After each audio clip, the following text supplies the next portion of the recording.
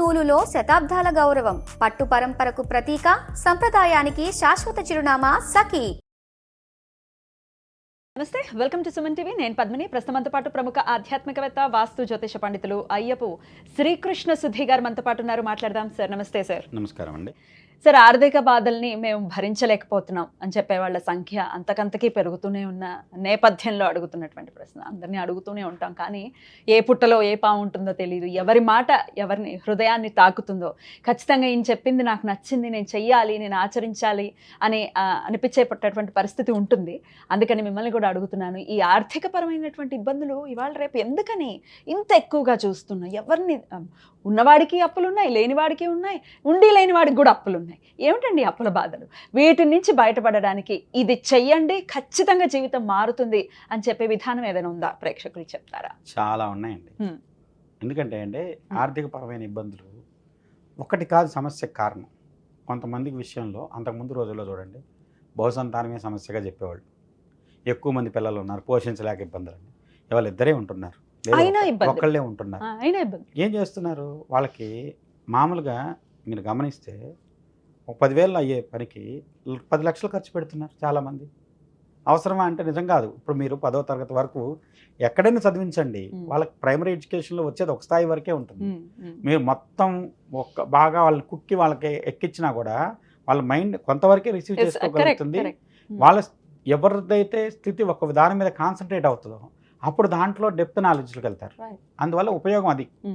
అయితే ఇక్కడ మీరు ఇన్ని సమస్యలు ఆర్థికంగా మాట్లాడుతున్నారు, కానీ భారతదేశం వల్ల ప్రపంచంలో 3వ స్థానంలోకి వెళ్తుందని చెప్తున్నారు. 4వ స్థానంలో ఉంది, 3వ స్థానంలోకి వెళ్తున్నారు. అతిపెద్ద ఆర్థిక పరమైన వ్యవస్థ కింద మారుతుంది, ఆవిర్భవించింది భారతదేశం అంటున్నారు. ఇది ఎలా సాధ్యపడుతుంది? మరి అందరూ ఆర్థిక బాధల్లో ఉంటే.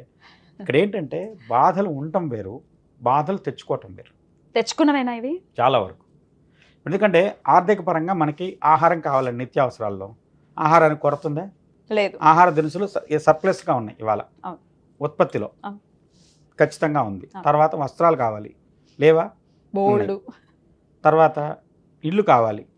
ఇవాళ ఎన్ని ఇల్లు అద్దెకిస్తున్నారండి ఎంతమంది? కాబట్టి ఇది కాదు సమస్యలో లేని జనాలు లేరంటలేదు. చాలామంది సమస్యల్లో ఉన్నారు.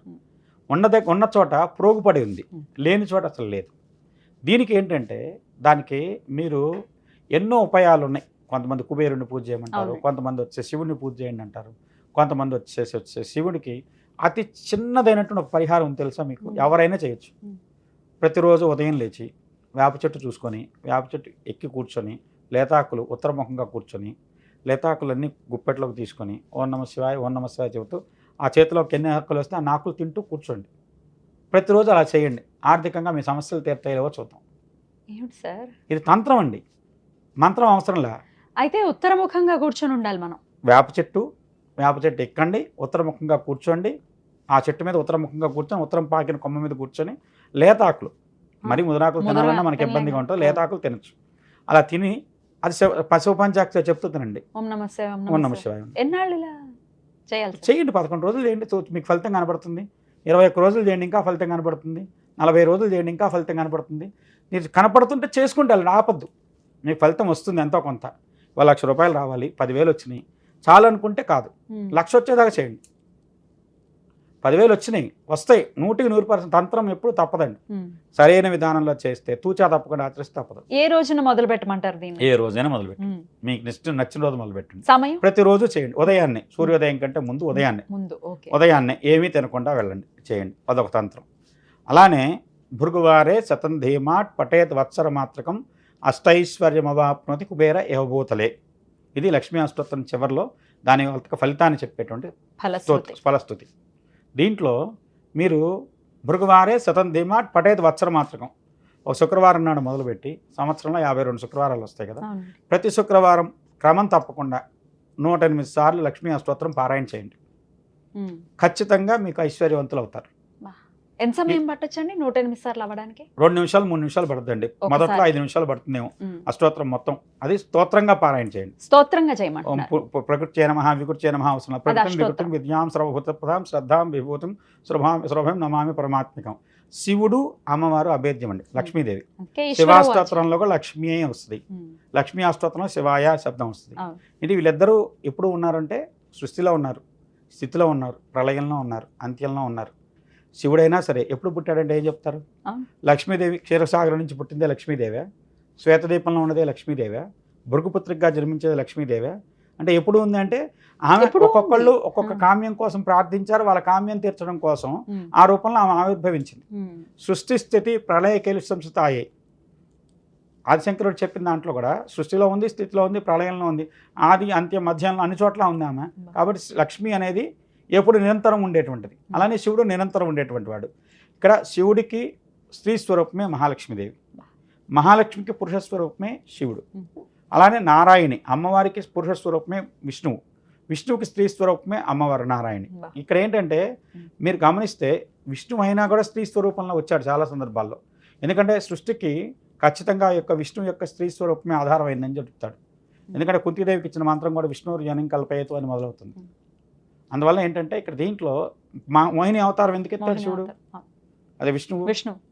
కాబట్టి ఏంటంటే ఇక్కడ దీంట్లో ఉన్న దాంట్లో అంతరార్థం కనుక మీరు తీసుకుంటే ఎవరైతే సరే శాశ్వతమైన స్వరూపం ఉందో, శాశ్వత స్వరూపాన్ని నిశ్చలమైనటువంటి భక్తితో క్రమం తప్పకుండా దీక్షతో కనుక ప్రతి శుక్రవారం చేయమంట, ప్రతి శుక్రవారం ఇంకా మీకు సాధ్యపడితే సాయంత్రం పూట చంద్రోదయం అయిన తర్వాత, మీకు పొద్దునే కావాలి తప్పదు, పొద్దున పూట చేసుకోండి తప్పలేదు. కానీ కదండి ఈవినింగ్ పూట, సాయంత్రం పూట అయితే ఇంకా విశేష ఫలితం. ఎందుకంటే సాయంత్రం పూట లక్ష్మి ఎప్పుడైనా సరే రాత్రి ఉంటుంది, దీపాలు పూజ చేసినా లక్ష్మి సాయంత్రం పూట చేయమంటున్నాము. ఎందుకంటే అమావాస్య ఆమెకు ప్రీతి అయిన తిథి అండి. అమావాస్యకి ఎన్ని రూపాలన్నా అన్ని రూపాయలు లక్ష్మీ స్వరూపాలండి. కూహ్యే నమః, శనివాల్యే నమః, దర్శాయే నమః, ఇవన్నీ లక్ష్మీ శాస్త్రంలో వచ్చే మంత్రాలు. ఇవన్నీ స్వరూపం మహాలక్ష్మి అమ్మవారే. అందువల్ల ఏంటంటే మహాలక్ష్మిని ముందు మీకు ఏం కావాలి, ఇప్పుడు మనం చెప్పాం కదా, ఏమండి దీపం ఎలా పెట్టాలండి, ఆవునెత్తో పెట్టాలా, నూనెతో పెట్టాలా, ఎన్ని దీపాలు పెట్టాలి, ఎన్ని ఒత్తులు వేయాలి, తర్వాత ఎటు తెప్పాలి, లాంటి వచ్చేసి ఇంకేమైనా చేయొచ్చా? ఇక్కడ దీంట్లో అండి మీరు ఎన్ని దీపాలైనా పెట్టండి, ఒక్క దీపం పెట్టండి, దీపం పెట్టకుండా చేయండి. దీపం పెట్టకపోయినా పర్లేదు, శబ్దం మీరు శబ్దమే అది బయటికి లోపల కాకుండా బయటకు వచ్చేటట్టు చదవండి, చేయండి. పువ్వులు చేయండి, లేదంటే బిల్వపత్రాలు చేయండి, లేదంటే ఉసిరికాయలను వాడండి పూజా ద్రవ్యం కింద. ఏమీ దొరకలేదు విభూతి వాడండి, విభూతిని అలా వేసుకుంటూ చేయండి. ఆ విభూతిని తర్వాత ఏం చేయాలి? నీళ్ళలో కలిపేసుకోండి. నీళ్ళలో కలిపేసుకుని మీరు బొట్టు పెట్టుకోండి, తప్పలేదు. ఇంకా ఎక్కువ ఉందండి అన్నప్పుడు నీళ్ళలో కలిపేసుకోండి. అసలు మీకు చెయ్యటం ప్రాధాన్యత, ఎలా చేసామనేది ఆమె చూసుకుంటుంది. తప్పు చేసాం మొత్తం చివరి అయిన తర్వాత అమ్మ నేను తప్పు చేస్తే క్షమించని అడిగండి, తర్వాత రోజుకు తప్పు చేయడానికి మార్గం ఆమె చూపెడుతుంది, తప్పు సరిదిద్దుకోవడానికి. మొట్టమొదట మీకు కావాల్సింది ఇది చేస్తున్నానని సంకల్పం కావాలి, సంకల్పబద్ధమైనటువంటి ప్రణాళిక కావాలి, ఆ ప్రణాళికబద్ధమైనటువంటి ఆచరణ కావాలి. అవి ఖచ్చితంగా నువ్వు పాటించి చేస్తే ఏమైనా తప్పులుంటే ఆమె మీకు మార్పు చూపెడుతుంది. ఓకే, అయితే ఇది మొదలు అంటే శతనామావళి మీద చదవమంటున్నారు కాబట్టి ఓం శ్రీ దేవ్యైవాచ అని మొదలవుతుంది, అక్కడి నుంచి చేయమంటారా, ఎక్కడి నుంచి చేయమంటారు? ప్రారంభంలో అక్కడి నుంచి మొదలుపెట్టి ప్రతిసారి వస్తే ప్రకృతి విద్య అక్కడి నుంచి చేసుకోండి సార్. అంటే ఫస్ట్ అంటే 108 సార్లు చేసేటప్పుడు ఫస్ట్ టైం మాత్రం దేవ్యైవాచ అని మొదలు పెడతాము, ఫలశ్రుతి వరకు చదువుతాము. సెకండ్ నుంచి ఓం ప్రకృతి ఏం వికృతి ఏం విద్యాం సర్వభూతహిత ప్రదాం అక్కడి నుంచి భువనేశ్వరి వరకు మళ్ళీ అలా 108 సార్లు అలా చేస్తే నేను చేశానండి, ఎవరికి చెప్తుంది కాదు, నేను ఆచరణలో చేసిన దాని ఫలితం నేను చూశాను కాబట్టి చెప్తున్నా. ఎందుకంటే ఎన్నాళ్ళలో ఫలితం చూడడం మొదలు పెట్టారండి? ఇది సంవత్సరం చేయమంటున్నాం, సంవత్సరం తర్వాత ఫలితం వచ్చిందా, మొదటి నెల నుంచో ఫలితం వచ్చిందా అంటే మీ ఎక్స్పీరియన్స్ అడుగుతున్నా. నిజంగా చెప్తున్నాను, నాకు దీనికి ఎక్కడ మొదలైందంటే ఫస్ట్ మామూలుగా చిన్నప్పుడు శుక్రవారం పూజలు చిన్న చిన్న షాపులో చేయించుకునేవాళ్ళు. మా చిన్న ఊరు, ఆ ఊళ్ళో షాపులో చేయించుకునేవాడు. 2 రూపాయలు ఇచ్చేవాడు వారానికి, 2 రూపాయలే. నువ్వు పుస్తకం చూడకుండా చేస్తే 5 రూపాయలు ఇస్తాను. నేర్చుకోవాలి గట్టి పెట్టి. అది ఎలా నేర్చుకోవాల్సి వచ్చింది, మళ్ళీ మర్చిపోతామేమో, అందుకని ఎక్కడికైనా పని మీద వెళ్తున్నాం, సైకిల్ దొక్కుతూ లోపల చదువుకుంటూ వెళ్తాం. అలా చేసి చేసి చేసి చేసి అలవాటు అయిపోయింది. అది చేయటం మొదలుపెట్టింది. ఎప్పుడన్నా దీంట్లో ఇలా చెప్పాడు కదా, ఎందుకు కాకూడదు, అది నిజమా అబద్ధమా చూద్దాం.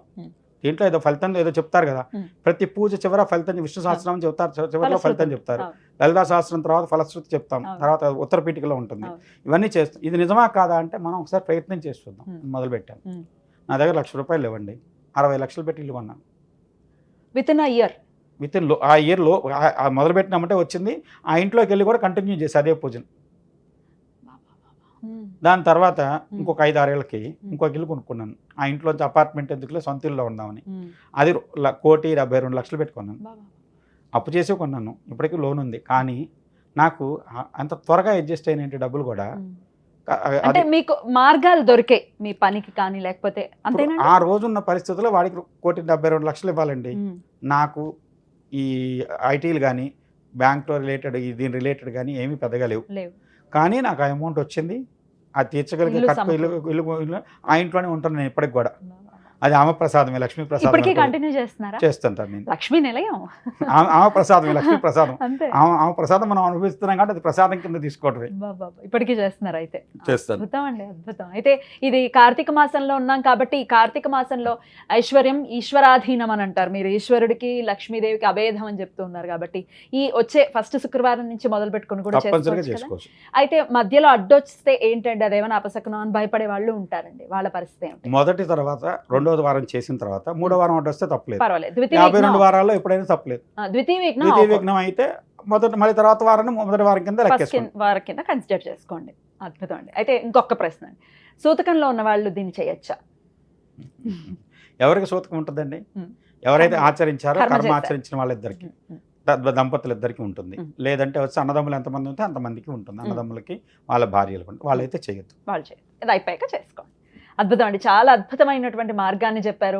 ఏం చేయాలో మాకు తెలియట్లేదండి, అప్పుల బాధల్లో ఉన్నాం, మేము పెద్ద పెద్ద పూజలు చేసుకునే అసలే అప్పులు ఉన్నాయి, ఇంకెక్కడ చేయించుకోండి అనుకునే వాళ్ళకి ఇది డెఫినెట్గా ఉపయోగపడుతుంది. మీ పర్సనల్ విషయం అయినప్పటికీ దాన్ని ప్రజల కోసం చెప్పినందుకు. నా పర్సనల్ నేను చెప్పలేదండి, లక్ష్మీ అష్టోత్తరం చివరిది మీరు దాన్ని అసలు మీరు మన పుస్తకాల్లో ఉన్నవి ఎంతవరకు యథార్థమో మీరు పరీక్షించి చూడండి, దానికోసం ఏం చేయండి. ఎగ్జాక్ట్లీ. అయితే నేను అనేది ఏంటంటే మీరు ఆచరించింది నంబర్స్ తో సహా చెప్పారు కాబట్టి దానికి కృతజ్ఞతలు. అది ఉపయోగపడుతుంది, మనసుని హత్తుకుంటుంది. అది ఓ మనకి ఇలా జరిగితే బాగుండు కదా అనే ఆలోచనతో చేస్తారు, లక్ష్మి అనుగ్రహాన్ని పొందుతారు. చాలా చాలా కృతజ్ఞతలు అండి, చక్కటి విషయాన్ని మాకు తెలియజేశారు. నమస్కారం అండి.